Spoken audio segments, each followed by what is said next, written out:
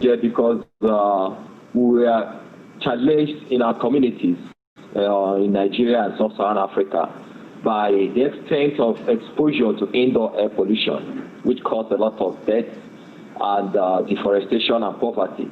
And also in most of our communities, they're also faced with lack of electricity. So these are the problems that are bedeviling our communities. And we came up with this solution, which we called Powerstove. Powerstove is a clean cook stove that generates electricity. It is 100% smokeless. It uses 70% biomass. And it's the first clean cook stove to have IoT system enabled solutions, which can allow us to track usage of the stove anywhere in the world. Four strategies or pillars, which is our go-to-market strategies. Because Powerstove falls among the push market, so we have a lot of consumer sensitizations which we carry out, a lot of education, why people should be able to change the behavior of their cooking. And also the second leg is we employ the village level entrepreneurs, which are majorly women, because we want women to drive the goal of these are products which have direct impact to women. We also partner with climate change promoters to be able to deepen carbon finance and also ensure that those who change their behavior to mitigate climate change get paid. We've been able also to work with microfinance institutions to offer our products as a pay-as-you-cook finance model to the users. We've gained traction for the past 6 months, which we've launched in the market. We have 10 distributors. We've made $25,000 run rate annually. 100 households are currently using our products, and we've recorded 67% margins in profit. Our revenue is quite simple. We sell the stove to cooperatives or to banks to be able to offer it as an asset-based loan to their members. We also produce and sell good live biomass pellets. We also sell our accessories, the bulbs and the other accessories that helps users to enjoy the stove, and we provide after-sales support services. When you look at the competitors, we are not the only one in this space. A lot of brilliant ideas, a lot of climate-smart companies are also doing the same thing we're doing. However, we are doing our own separately in a different way. If you watch the table, you will see the blue columns. The blue columns represent Powerstove. We have slightly above acquisition cost compared to our competitors. But when you look at the fuel consumption per year, we are the best. So we save users almost $300 per annum. And in terms of climate impact, each stove saves 8 tons of CO2 per annum. And we are the only clean cook stove that also generates electricity in Nigeria. We have a very lean board. Myself, I'm the founder. I'm the one leading the management team, and there are 2 other persons. We have a very sound board of advisors led by Tommy Davis, Nigeria's finest venture capitalist. And these advisors have advised us that we've earned a lot of awards across the globe, from South Africa to Paris to Turkey, and to even in America. We won the Cisco Global Problem Challenge, which is $25,000 US. Presently, we've opened our Series A financing, which is $750,000. These are the things we're looking at for. We've been humbled enough to have NG Group of France to be our lead investor. We're also looking out for partnerships. We're not just looking out for money, we're also looking at partnership. People can help us to deepen climate change solutions under result-based financing. We're also looking at mentorship, qualified or creditable accelerator programs that can help us to grow our knowledge in as much as we want to grow our finances. And if we can achieve these 3 things, it will help us to reach our goal of $560,000 per annum, which is to sell 8,000 power stoves and 20 metric tons of pellets. These funds will also help us to scale our marketing, scale our customer service centers, and also expand to East African markets. These are the little things we're doing in our own. We thank you very much for having us. We are really appreciative of this wonderful opportunity. Thank you. Powerstove is a clean cook stove that generates electricity. We started this project because we were challenged in our communities in Nigeria and Sub-Saharan Africa by the extent of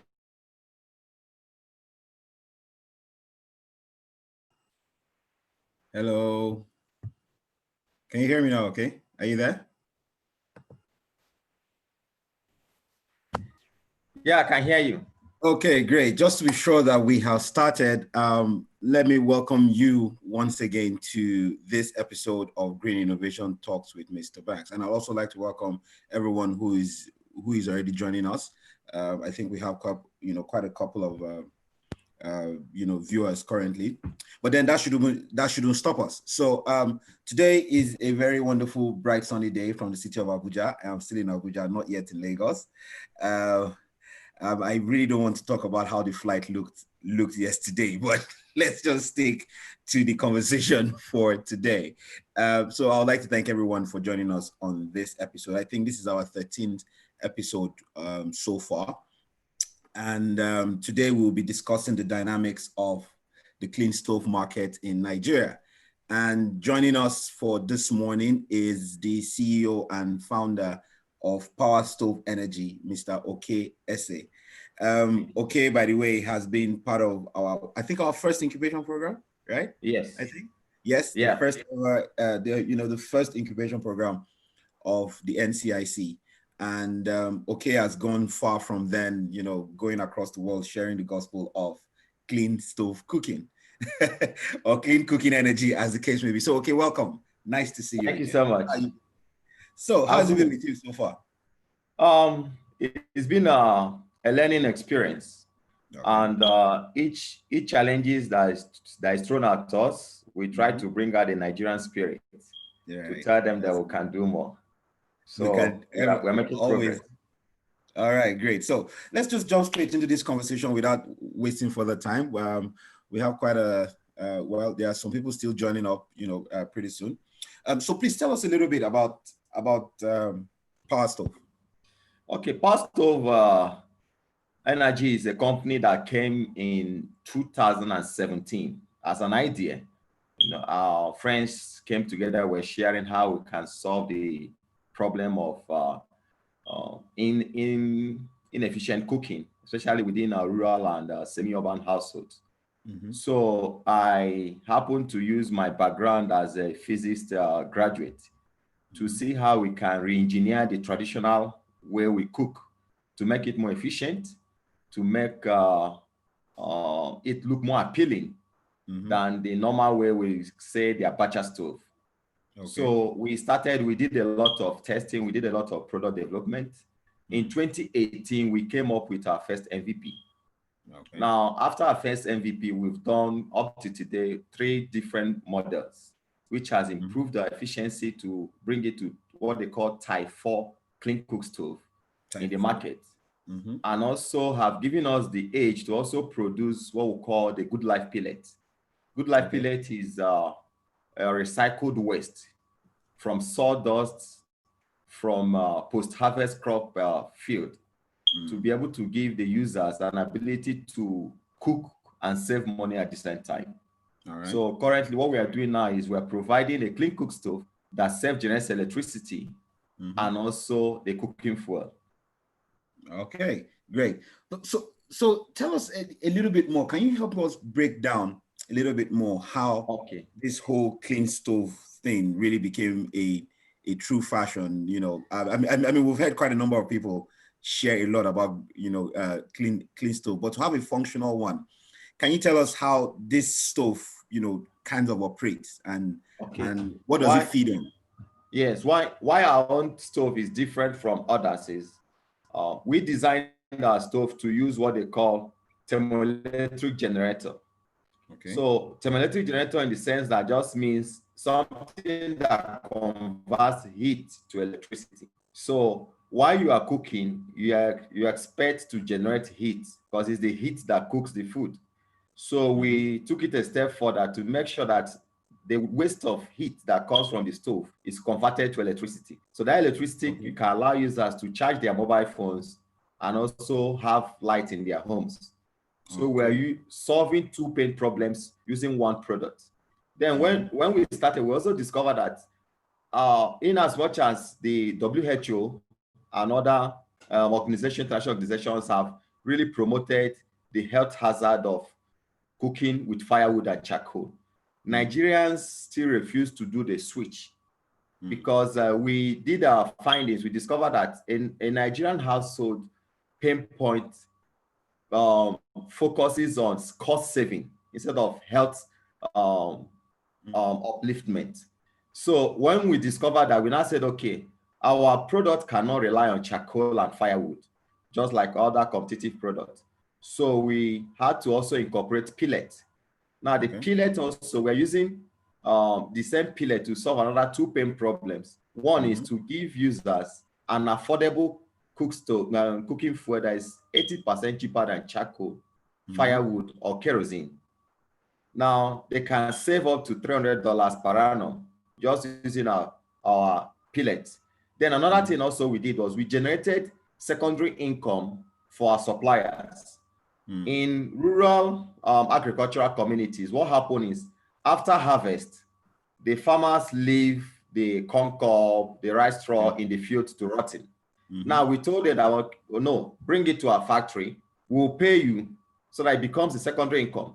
So we use that to also provide some kind of livelihood support for the families and also give them an opportunity for them to cook using the cleanest biomass solid fuel, which is available in Nigeria. So going a step further, we've been able to set up our factory in Abuja that is now bigger than what we started with. So we can do up to 7 tons in a day in production, trying to meet local demand. By 7 tons of production, you mean that is for briquettes, right? Yes, for the pellets. We are doing 7 tons per day. Yeah. Okay, so now let's do a little backtrack back to understand how the market of clean stove is in Nigeria. Can you just share a little bit of insight? I mean, you have been for so long now, you have been the household name around, clean stove in Nigeria. And I'm really looking forward to see how that level of expansion is going to happen. But before that expansion happens, it is quite important that we understand how the market works. So can you help us understand with Powerstove market? The last available statistics we have says Nigeria has 30 million households. Okay. Now, out of these 30 million households, 75% of them relies on charcoal and firewood for their cooking needs. Now, around 24% of them uses kerosene. So that shows you that only 1% of Nigerian households uses gas or electric cooker. Now, this leaves a huge market opportunity for us. Now, in terms of quantifying this market, we are going to also use the statistics provided by PPRA, which is Petroleum Price and Regulatory Agency. They say that the last year they paid subsidy for kerosene. It was close to 310 billion per annum of naira. So that means that if 24% of Nigerian households, government is spending up to $1 billion to subsidize kerosene. That can, when you extrapolate it, it tells you that we have Nigerians spends up to $50 billion every year just on cooking fuel and lighting it. Now, why is difficult for most agencies to track this is because most of these expenses happen in the informal market. Now, for the woman selling charcoal along the road or selling charcoal in the forest, there is no data to be able to track how much of the sales they've made. However, if we're using these 30 million households and the percentage of them that cooks on it and uses a PPRA, how much they spent on kerosene subsidy, we can now actually say with a little bit of confidence that $50 billion is spent just on cooking fuel. Now, we've not calculated the cost of the stove. Now, in the stove market, we have the clean cook stove, which is where you have the other efficient stove that uses charcoal, the kerosene stove, and the inefficient stove. Now, this is another huge market because a lot of families are growing. Poor income families want to get cooking gas to be able to, uplift their kitchen cooking needs. So it's a whole lot of markets. we are looking at a market of up to 27 million households that are still on tap, that are still virgin. That if we are sure that within the next 5 years, we can be able to reach 1 million of these households, we can actually have created an impact that will also reduce deforestation in Nigeria. According to Food and Agriculture Organization, in 2005, Nigeria has the worst deforestation in the world. 2/3 of our forest cover is gone. And reason is that we are cooking with charcoal and firewood. We're also exporting charcoal in Europe. Nigeria has the largest market of export of charcoal in Europe. So a whole lot of damage is going on the environment. So what we are doing now is we're trying to solve this problem one community at a time. We're in Abuja. We hope to grow to enter Kano, to enter Lagos, one state at a time. So that's what we're doing. Okay, so I mean that's quite some elaborate information right there. But when I looked at the numbers you just shared, about $50 billion annually is being used for cooking energy. Yeah. I mean, give or take 10% or 10% of that market is about $5 billion. Exactly. Now, with $5 billion as a company leading a huge market like this, what is stopping you from getting that $5 billion? What is stopping us is one is I need to explain when you are in manufacturing, you are faced with a bigger challenge than someone that is in software as a service. Mm-hmm. Now, if you want to expand our production from 1,000 stove per month to 10,000 stove per month, then we need to retool our machines. We need to get a bigger machines. We need to also do a lot of investment to get these machines in place. Then this costs tons of millions of dollars. So because we don't have that now, what we are doing now is we're applying back our profits. So when we make sales, we apply it back into the business to see how we can organically grow at this stage, learn the markets, fall and start up and make sure that all of these things are done within our own finance. Then we now position our company for the next phase, which is what we are doing now. We're doing our seed funding round. Okay. We've been approached by a company, an impact investment company that wants to be the lead investor to be able to provide us the financial resources we need at this moment to be able to grow our factory, expand to Lagos and Kano. That's our next phase. Now, when we can, these two states control 50 million population in Nigeria. So it's a huge market for us. So if we can expand our factory to get to 5,000 stoves per month, then that can become more visible for us to achieve our goal. Hello, okay. Yeah, I'm with you. Hello? Hello?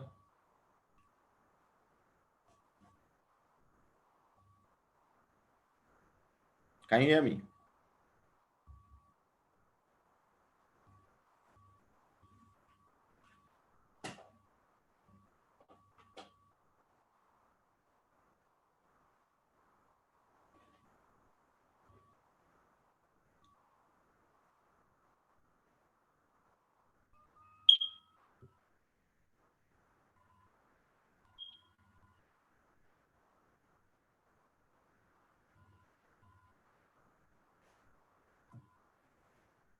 Hello?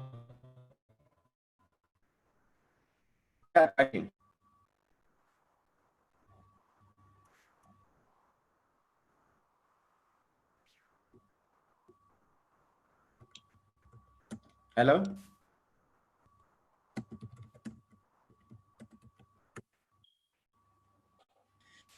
Yes. Okay. Okay. I lost you for some minutes. Okay. So can you help us? Can you just backtrack a little bit? While you were discussing around, your level of investors. Okay. Like I mentioned, we started our seed funding round, and we've been approached by various investors. However, our lead investor is an impact investor that we invested within the space. When we opened our seed funding round, we want to go for investors who are conversant with the industry. who cannot, or not only give us finance, that can also give us market access, because market access is also very important to us, for us to make sure that we offload our inventories within 2 to 3 days of production. So based on that, we hope that once we close our seed round and achieve our target, we can be able to expand to Kano and Lagos State. These two states has 50 million population, and that will help us to meet our target. Okay, so so let's get a little bit technical around this, around your production model. Most especially around the briquettes, which is the pellets, like you call them. Yeah. So during one of my visits to the Kenyan, Climate Innovation Center, I met this very, fantastic gentleman who does mainly briquette production, right? Yeah. That's the pellets that you use. And yeah. I mean, the compositions are quite fascinating, right? Around how do you put them together? How do you make them stick together? But can you help us kind of understand what are the most priority components of having to put together a slow burning and very efficient briquette, product, and what are the challenges behind that? Okay, the challenge is electricity, because those machines cannot run without electricity. Okay. For our factory, we rely 100% on generator. Wow. So that means that we spend massively on diesel cost. Our generator consumes an average of 10 liters of diesel per hour. So it's a huge challenge for us. But we decided to opt for a generator because our machines are on 3-phase. So that means that the light must be supplied at the 3 phases, the 3 lives. So if we rely on national grid, they might decide to give you on two lines, and they may not give you on one. That might affect the machines. So that's the challenge we are facing. Then how the production process flows is that we aggregate raw materials. Now the raw materials we aggregate depends on the source. For example, Nigeria produces a whole million tons of sawdust everywhere. So we assess that from sawmills. Then in the open market, we also assess coconut shells. Okay. Coconut shells has the highest carbon fiber. So we assess the coconut shells from the open market. So what we did was we have our agent who goes around with sack to gather it and bring it to the factory. Then another material we get is also from the crop farmers, those who farm guinea corn, rice, maize. All their waste are part of our feeding raw materials. Then once we have these things in our factory, we'll make sure that it is kept in a way that the humidity is controlled. Now, at that point of humidity, they is being controlled, we now grind it.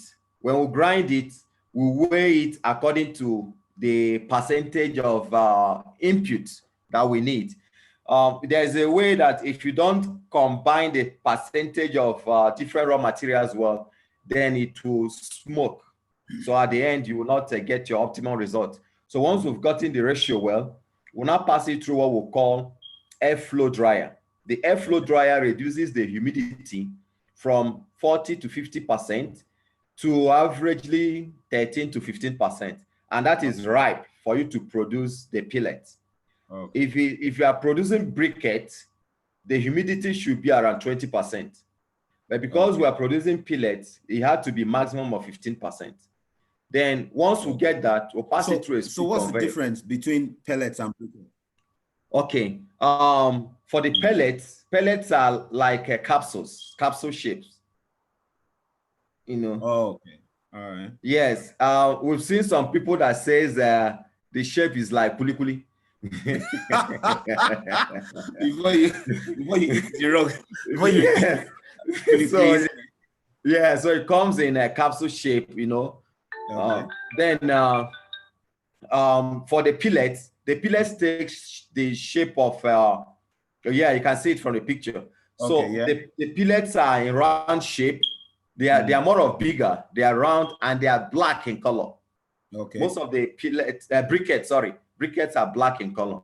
You know, so these are just the best. Both of them are still burn efficiently. Okay. Now, another advantage of pellets to briquettes is if you want to ignite the two, pellet is easier to light. Okay. Briquette is very difficult to light. The same way it's difficult to light charcoal. Okay. Yes, but both of them burns cleanly. Now, once we've gotten the right humidity we want, we'll pass it through a screw conveyor. The screw conveyor now feeds it into the pelleting mill. Then it comes out in this shape. When it comes out in this shape, we'll pass it through a cooling system. The cooling system cools it down. Then we'll bag it and get it ready for sale. Okay, so your production process, right? Yeah. The kind of machineries you use, are these self-designed machines, or these are already produced machines? Knowing that this sector is in some countries like India and coal, this sector is already booming. So and most of the engineering devices I've seen around briquettes across Africa are mainly from India. So are you telling me that the kind of production process you use are this homegrown solution, or you had to buy some of these materials? Okay, for the machines that we use for the pellet, they are all generic machines. We didn't. The only thing that we are telling them is, because we know the kind of raw materials that we are sourcing, so you just need to tweak the machine designs to fit into the raw materials. But for other processes, from the oven, the clean, everything is just a generic machines that you can find in China, in India, in Kenya, or any part of the world.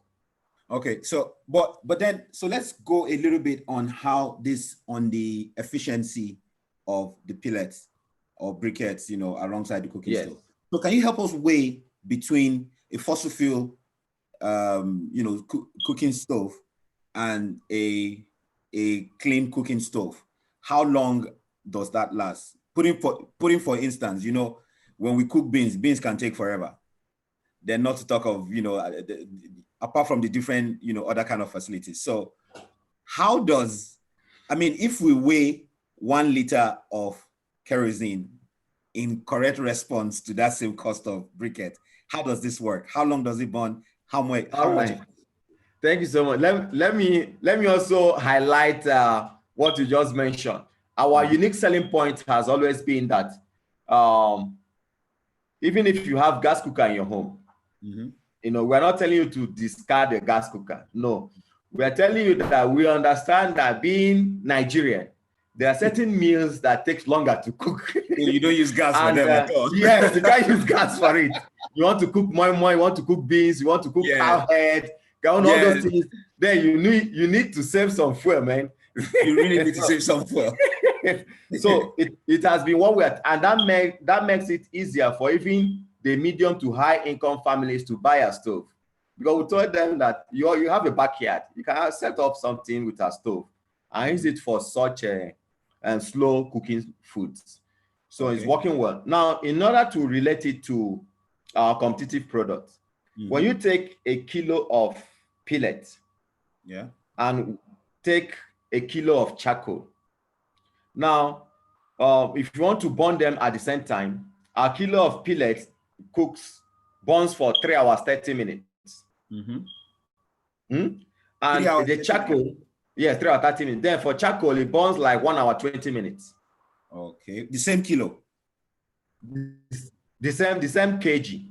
Okay. Now this is when we're bringing like minds to like minds in kg. Now, if you want to translate it to monetary value, what does it mean in value, in money? Yeah. Now, a 1 kg of pellet is 15 naira. 50. No way. is 50 naira. Okay. Now, for a kg of charcoal, you are now looking at 100 naira. Depending on your location in Nigeria, it can go higher, it can come down to 80 naira. So we just took the average of 100 naira. So that means that if 1 kg is 3 hours 30 minutes, as against the 120 minutes. That means for you to equate it, you need to burn twice of it. Yeah. Yes, when you burn twice of charcoal to meet up with 3 hours, 30 minutes, that means you spent more than double, because that gives you 200 to 15 naira. 15 naira. Yes, using 200 naira worth of charcoal for 15 naira worth of pellets. Now, if you want to try it with kerosene, then it's a different ball game. A liter of kerosene varies from 300 naira to 380 naira. If you are further away from Lagos, then you keep adding money. If you are somewhere in Yobe State, you can get it at 380 to 400 a liter.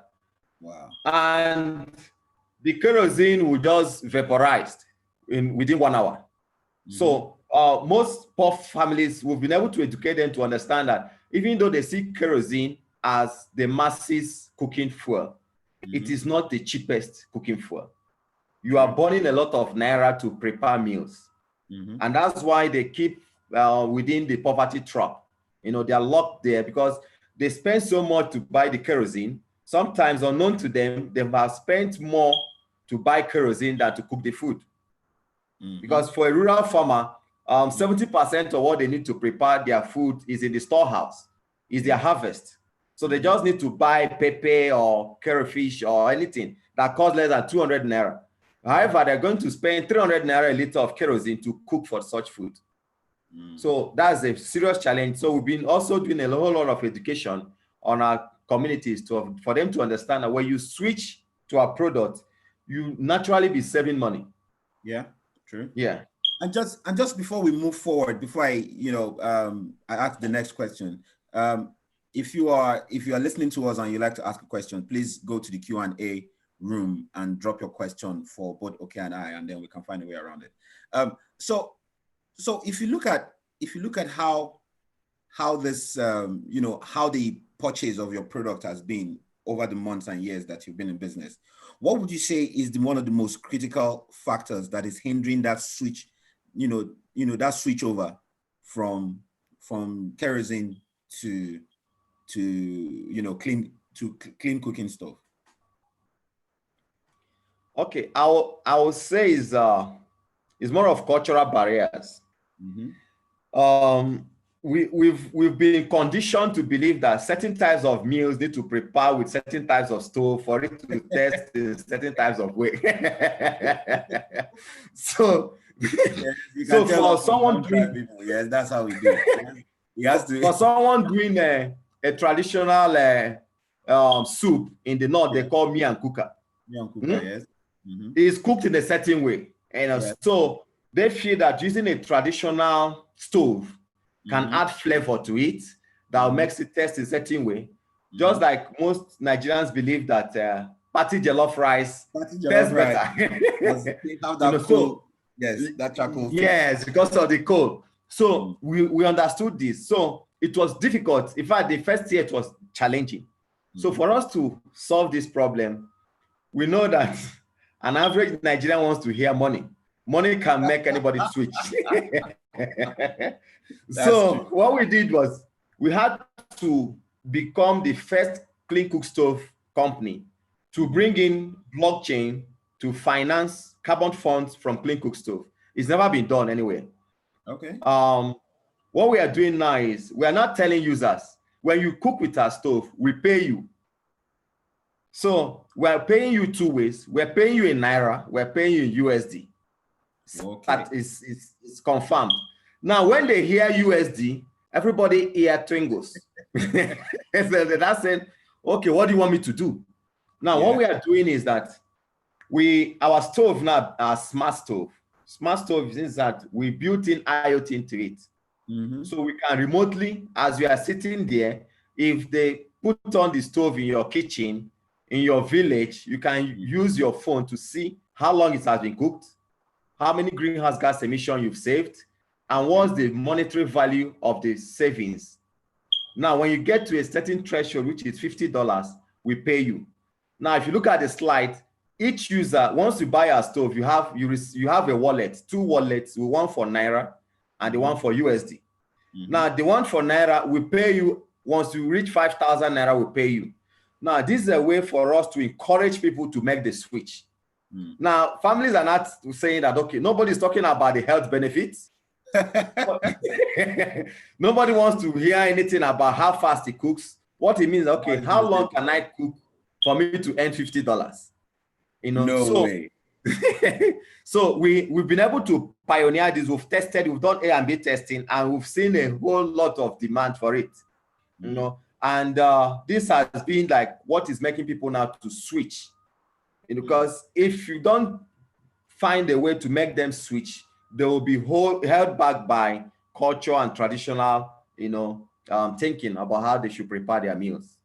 Okay, so how does production affect your pricing? We know that yes, there's a direct relationship between cost of production and the pricing of a product. But looking at all these other components that are also rising to it, do they affect the pricing in any way, or what will you call affordability on your product? Okay, what we call affordability is when we benchmark it with competitive products. That's one. What we call affordability is when we benchmark it with the average source of livelihood of our target users, majority of our target users, who are poor income households. Now, in order to benchmark it, we means that we discover that when you benchmark it with imported high quality type 4 clean cook stove, we are the best. When you import certain competitive products in Nigeria, it costs between 35 to 40,000 using the current exchange rate. But we are selling our own below that amount. And we are giving them value for two. Let me give you an example. When you buy a complete power stove at 35,000, it gives you an opportunity to have what we call mini electricity kit, which comes with 3 LED bulbs with a battery bank. I don't know if you can share, Tito, if you're somewhere over there, can you just share that image and let's see how that component looks like? Now, yes, with this and the stove, that means that when you benchmark it with getting a 3 bulbs solar home systems, you can now know that an average solar home systems of 3 bulbs costs between 40 to 50,000. Now, but our own, we're giving them all this plus the stove at 35,000. Now, to us, when we benchmark it in that way, we can say it's affordable. Now, this is the complete set you are looking at. You can see the 3 bulbs and the battery bank. Now, the battery bank you see is 4,000 mAh, which is when you want to buy a normal battery bank, it costs nothing less than 8 to 10,000. Now, we're giving you that. We're giving you the 3 bulbs. We're also giving you the stove at 35,000. Okay. Now, that's what. Then, when we want to benchmark it with the income of our users, we discovered that majority of them cannot afford this at 35. We said no problem. So we gave them we brought 2 options. We said there's what we call pay as you cook. So you only need to pay 40% of the equivalent of this. Then we spread the balance in 6 months, making it easier for them to pay off using the savings they'll get from the pellets. Okay. Then there are also certain groups, there's what they call aspiration marketing. There's a lot of very poor families that really want to see them have this in their homes. We told them, okay, there's what we call savings to own. Savings to own means that you now do daily contribution with us or weekly contribution. So as you contribute, you get an SMS alert. When you get to 40%, we give you the stove, just to make sure that your neighbor doesn't pass you with power stove. All right, you're trying to turn everybody into a marketer for you right now. Right? Yes, please continue. So that's what affordability means for us, to make sure that no matter the level of your income, you can afford a power stove, and a complete power stove with bulbs. So when you have these things, you don't need candle, you don't need rechargeable lifetime, you don't need to spend money on a pass my neighbor, because this can charge your phone, give you 3 lighting points in sitting room, in the kitchen, and in one of the rooms. Okay. All right. Okay. That's some very good, breakdown of your business and how the dynamics of the Nigerian cooking stove market looks like. But can you help me understand if there are any policies or laws that support your type of business? And if there are none, what do you think should have been put in place, to help to scale a kind of business like yours? Okay. The industry we are playing is still young, and because there are very few companies that are locally producing this high quality stove. Yeah. So we are now attracting the attention of the government to tell them that, okay, what we need first is standardization. We need government to bring out policies of how they can be able to standardize locally a product, to say this product meets Type 1, Type 2, Type 3, Type 4, efficiency in terms of combustion. Okay. We also need make it easier for us to have what will I say, rebate, because tax rebate. But what we are doing is we are converting waste to make it into a meaningful product that is saving deforestation, saving climate change, saving a whole lot, and also improving the livelihood of the users. So we feel that government should offer a certain kind of rebates to be able to stimulate the market for us to, be able to expand more on what we're doing. So these are, the one that can come to my mind. Because if we can get tax rebate, it will also help us to plow in back our profit into the expansion of the business. All right. So I've got about 2 more questions before I jump into, the Q&A room, right? Okay. So the first one is, I'm a lover of barbecue a lot. So I love to have barbecues, weekends, or, how it works. Now, these are pellets or briquettes, as the case may be, using waste from animal to human to, I don't know if you use human waste, but I think some of your colleagues in Kenya also uses a little bit of human waste, I think, to put that, because they say it's got the glue fiber, to be able to put everything together. So now I love barbecues and you use coal for barbecue. How do I switch to briquettes or pellets for barbecue and not make my meat stink? Okay. Thank you. What we are doing is all our waste are plant-based. Okay. We don't take animal waste. All right. Now, when you take plant-based, I mentioned about ratio. When you take plant-based and you get the ratio correct, you don't need a binder to hold it together. All right. Because plant waste have what they call lignins. Lignins are at a high temperature, it becomes gummy. It becomes like a binder. So when we understood it, we make sure that we give our ratio to be able to give room to have more binder. So it binds well without any impurity, without any addictive. Yeah. So that makes it food grade. That makes it that you can use it to do direct barbecue, do direct smoking of fish. We have people who are using it to dry their fish. So that makes it good for that. Okay, and I do not need to pour a little bit of kerosene over it to light it up, or? Yes, I like the question. What we did was we have the one we call starters. Okay. Now the starter already, once you put your pellets based on the quantity you want, just put the starter on top of it and light direct, no kerosene, nothing, and it gets you the fire you need. Wow, great. So now I'm getting more and more excited. How is your distribution network like? Okay, currently what we are doing is we are also we are playing along all the value chains. We're also distributing. Now we have what we call branded mobile kiosk. So we come to a community, we drop our kiosk, branded already, then we recruit from the community. Okay. So in that way, those who've recruited can know the community better and also become our evangelists. Okay. So in that, that's what we are doing now. But moving further, as we plan to expand into Kano and Lagos, then we're going to start distributorship. Okay, so that means we should expect a distributor program happening very soon. Exactly. Okay, because I'm already excited. I mean, I think this is some form of market that I think just about anybody who wants to start a new business, can really take the dealership,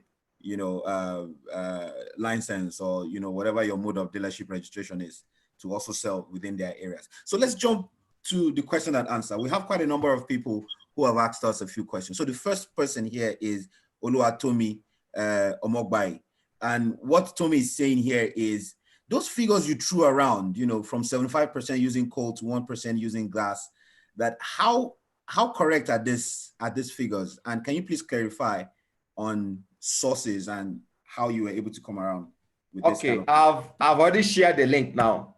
The source is done by Shell Nigeria. And it was conducted in 2011. So it's already an outdated data. That's why I said, as at the last statistics we have. So if you check there, I've just shared the link. You'll see that 75% of these 30 million households relies on charcoal and firewood.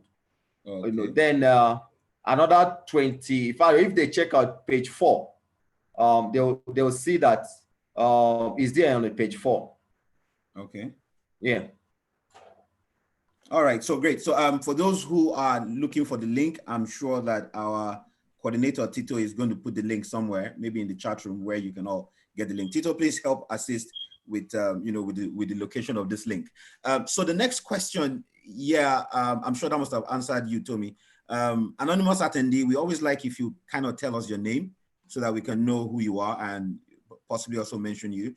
This anonymous attendee is asking that, what would you say inspired the present day of pellets and briquettes? Are there indigenous sources, or this is modern science that inspired this? How did this whole briquette and pellet thing get started? Okay. I think if they trace the history, briquettes originated from Africa.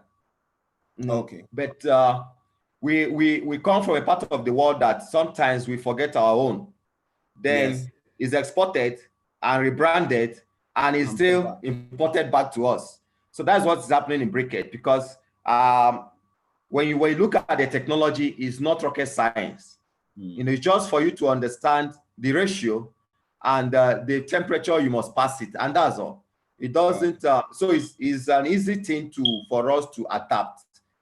And why is the in thing is because of the climate change. They've discovered that in Nigeria alone, 100,000 deaths are attributed to indoor air pollution. That's like almost 4% of our annual deaths in this country. Now, we've lost our forest cover through deforestation, through felling of wood. So it has come to our face that we need to do something. And for us to do something, we're still trying to find our feet on our refinery and LNG and kerosene. So that's a long-term ambitious project for the government. So it bounces back to the private sector. What can we do? We can't build refinery. Okay, what can we do? We now looked at inwards. Okay, we can do briquette, we can do pellets. These are within our control. So if there are hundreds of SMEs like me, entrepreneurs, doing this, then we can actually reach 10 to 15 million households in the next 5 years. So it's going to be a huge impact. So that's why it looks as if it's the next thing, but it has been there. Oh, great. Thank you. Before I jump to the next question from Victor, I would like to mention that Ukeme Udo is raising his or her hand. Udeme, can you please put your question in the Q&A room, and we'll sure, to answer. So Victor Galadimawa is asking that, do you do consultancy services? Yeah, I do. In fact, I do pro bono. Yeah, because I'm always inspired to see someone trying to also do what I'm doing. It's a big industry. If I cannot do it alone. So if I see people, competition breeds the best. So if I see someone that said, okay, I love what they are doing. I've seen some budding entrepreneurs said, okay, I want to do what you are doing, but from this angle. So I said, okay, these are what I've done. I didn't get right. So try to avoid it. So follow this way. It will be shorter for you than taking the long route and wasting money. So that's consultancy and that's pro bono. And that's pro bono, right? Great, that's good. So you provide both consultancy, mentorship for young entrepreneurs. Exactly. Project. For us at the NCIC, I know that we have been, trying to design like an industry solution, within the clean stove and everything, which we're definitely going to come back to you on how that will work. And we've got Mujida Ajibola. Mujida is asking if that do you work with young people in rural areas, in both dealership, production, even from the side of access to the supplies, that do you have a value chain of young people that you work with in both urban and rural areas? Yeah, I think 80% of our workforce are below 30. Oh, great. So we have so much passion to work with the youth. And also, if he can also identify the community where he is, we can also discuss with him moving forward how we can come with our kiosk, within the community, educate them, get our product, create the supply chain, and also make it easier for them to access the product. Okay, because so a little background of the person asking this question. Mujida I met on LinkedIn, and she is a sustainability educationist, right? Okay. And I mean, she's got a very strong background, around research and education around the sustainable angle, and so she's asking that question in the aspect of awareness and building some form of education. No, we can do that. Yeah, if it's on that, we can do that. We encourage. I mentioned earlier that we do a lot of education, because you need to educate the community for them to understand the need for the behavioral shift. So we can work together on that. We do that. Okay, and she's also asking, right? I think she's really excited about this. The same Mujida is asking that, are there local names for pellets, or are they available in communities, or do you have areas like a few communities where you can name, where they are, and how much do people have to pay for installation? Is there a cost for installation? So there are two questions. One, are they available in communities, and where can we find them? Two, do we pay for installation outside the 35,000? Okay, there's no installation cost. It's plug and play. You buy it, the instructional manual, you just plug, and like everybody knows how to light fire, and you start cooking. That's one. Then two, one of the oldest skills in the world. So and two is there's no local name for it now. What we've seen is local slangs. People call it kulikuli. People call it crayon. So they say this looks like crayon. So each community comes with their own name. Because pellets looks more imported to them. So they try to find a local name. And we are strong in Abuja. They can find it in Kalamajiji. Most of the outskirts communities in Abuja were there, and some border communities between Abuja and Nasarawa were there. By the end of this month, we are expanding to Niger State, in Mina, in Kuta, in about 3 communities in Niger. We're also expanding there by the end of this month. So I can imagine someone around the rural areas calling it kulikulin huta, or kulikulin huta, or kulikulin dafa or something. I can imagine them coming up. Yes. So right there in my head, I just imagine the kiosk and this young kid coming around saying that Anche is your kulikulin huta. So I'm like, okay. So that's so again, so that's how you might find some of this within the different areas where where you're currently selling. So we've got Emily Omondi from Kenya, who is really interested in the stove and the battery pack, right? So she's asking that, does the stove generate electricity to charge the battery pack, or do you plug it in normal electricity? Okay, that's a good question. The flow of operation is that you start cooking. After 2 to 3 minutes, the electricity is generated. Okay. Now, the electricity is generated, you can use it 2 ways. You can plug it directly to power source to charge your mobile phone. Then it has 2 outlets. You plug one to charge your mobile phone. Then the second one, you plug it to the power bank. So it charges the power bank. Now, once it gets the power bank charging, you can immediately start getting electricity. from the power bank to the 3 bulbs connected to the power bank. Now, the idea is that so that even when you stop cooking, you can actually still have sustained electricity up to 4 to 6 hours in your home through the power bank. You can also come back and also get your mobile phone charged more through the power bank. So that's the flow. You cook, you charge the power bank, then it charges, it produces electricity to power the lighting bulb. All right, great. I think it's just a very simple, energizing process. Yes. So there is, so Chiamaka is asking, right, that how do institutional settings get to transition to this kind of cooking energy? That means people like schools, restaurants, and churches. She would like to know, have you approached from a larger institutional perspective when it comes to market segmentation?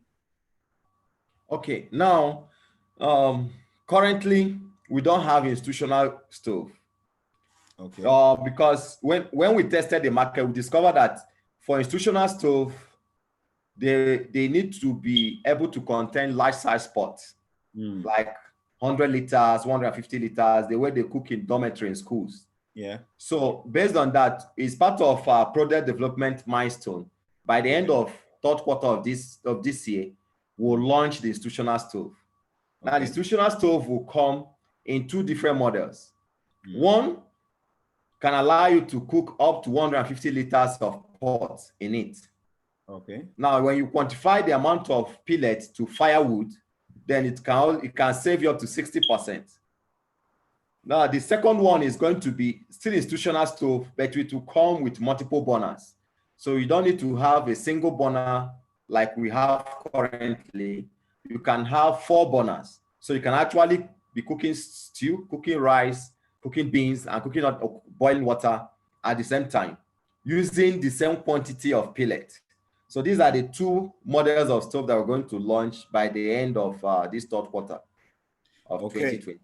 All right, that's very good. So I've got the queen of recycling herself, Funto Boroface, here. Funto, as you all know, is one of the most celebrated recycling leader within the Nigerian ecosystem. So Funto is asking, which I think this is a business proposal, and she's asking her, where is your location should in case they get the name of our company is called Chanjadeti, so that in case they get a supply of sawdust, and what is your value per kg? Okay, I've heard about the company. In fact, when I was doing research, I also looked into their website. Okay. So, our factory is located in Kurudu. Kurudu is like is an outskirts of Abuja, along around the Kefi Road. Yes, along the not actually the Kefi Road, Karo. Okay, yes. Yes, you take by your right turn. Yes. So it's directly opposite the Army Post Housing Estate in Kurudu. Oh, right, I know that place. Yeah, so the Army Post Housing Estate is a large landmark. So when you get to second gate, just give us a call. Someone will come and pick you to the factory. So it's there. Then the cost we charge depends on the type of waste, the humidity of the waste. Yes. Sawdust. Okay, for sawdust, for example, if it's a dry sawdust, for a 50 kg, we pay 100 naira. So once someone can be giving us a steady supply of sawdust, then we can be buying no matter the quantity. Okay, great. Yes. All right, Funto, I'm sure that is quite clear enough. So Onyedikachuku Igbokwe is asking that you emphasize on ratios, right? And what happens when ratios go wrong? Will it affect burning rate and efficiency? Okay. 3 things will go wrong. Hello? Yeah, hello? Hello? Yeah. Okay. 3 things will go wrong. 1, it will not bind. The pellet will not bind well. So it will come out in powdered form instead of in capsule form. That's 1. Then 2 is that if it goes wrong, you will not get clean burning. So it will be having a lot of soot, a lot of smoke. Then the 3rd one is if it goes wrong, then the slow burning that saves the money will not be there. It will now become fast burning. Okay. So to just burn like fuel, you put it. So if it's that way, then the users will have difficulty trying to patronize you. Okay, great. So we've got, again, Funto is here again asking, yeah, I mean, I've mentioned about your company and what you do. So she would like to partner with your organization. So this is a partnership proposal from Change Adeti. So Change Adeti is saying that we are interested in partner with your company, where our female recyclers can collect waste, directly, for you, and also contribute towards a clean cooking stove. How do they connect? The same thing also with Chiamaka Okonkwo. I think they are both asking about the same thing. Chiamaka is also saying that how can one partner with your company as also an implementer and advocacy? So first things first, how do they partner with you? How do they reach you?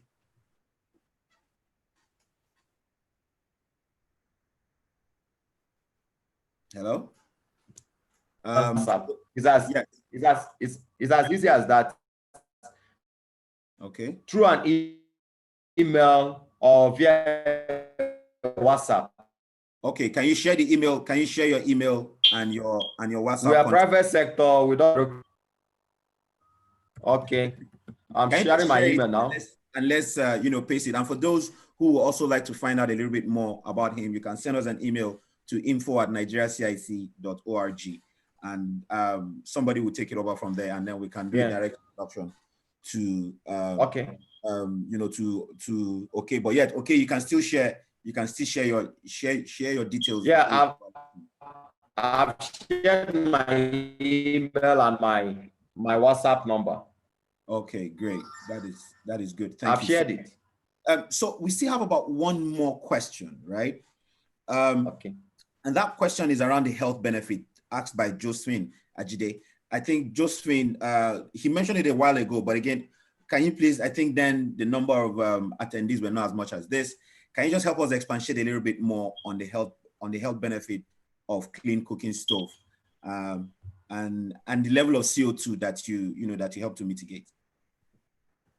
Okay. On average, when a family, mostly a woman, cooks with firewood, WHO says that is an equivalent of 4 sticks of cigarettes a day. So when the cooking continues, it leads to what they call acute respiratory challenges. If the woman is pregnant, it causes low birth of the baby. If the the woman has delivered and the baby is still sucking or still an infant, it leads to high mortality of infant mortality. It causes pneumonia. And when the cooking grows, like someone that will be cooking for firewood and charcoal for upward of 7 to 10 years, it causes throat cancer. These are verified research that have been linked to indoor air pollution.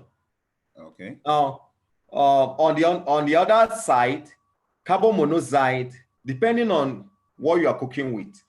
If you are cooking with raw materials that release more of methane or carbon monoxide, is more fatal. That's the one that can lead to death.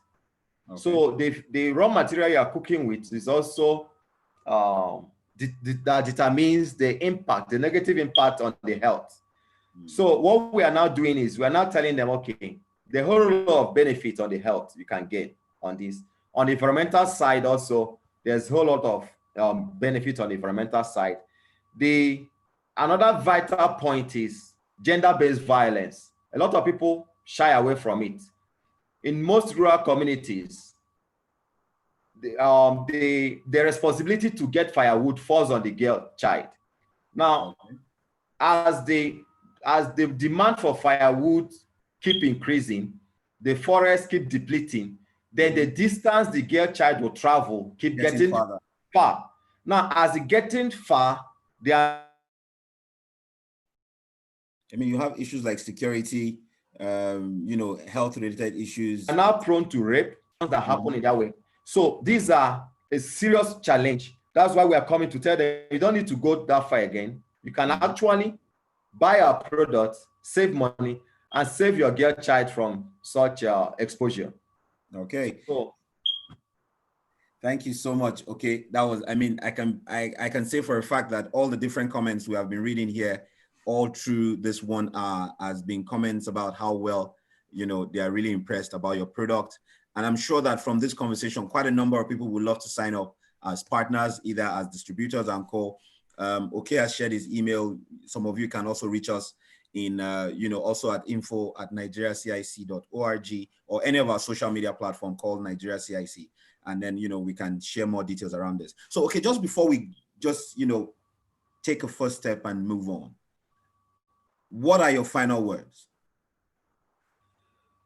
my final word is we should learn to appreciate homegrown technology. And for those who are into hardware, they should be able to go for quality before profit. And for young entrepreneurs, entrepreneurship is not an easy journey within the first few years, but you need to keep pushing. By the time you get to the third, to the fourth, comes easy. You be a roller coaster.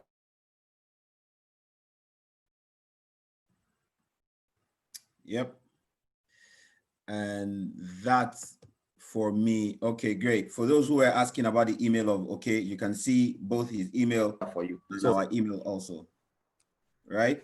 Is also there on the chat room. Quickly, copy that. But okay, we would like to thank you for this one session, and I hope that we can see more and more opportunities, within the sector where we have been helpful, to help you build. Like I said, there are a few much more opportunities from a larger production perspective that we are equally trying to, pull in, investors from. Like, that the Nigerian CIC is also a founding member of the Circular Economy Innovation Partnership. And so, and this is a direct private sector, and investment driving, platform for us to pull around things around the circular economy space, which that is where where you operate.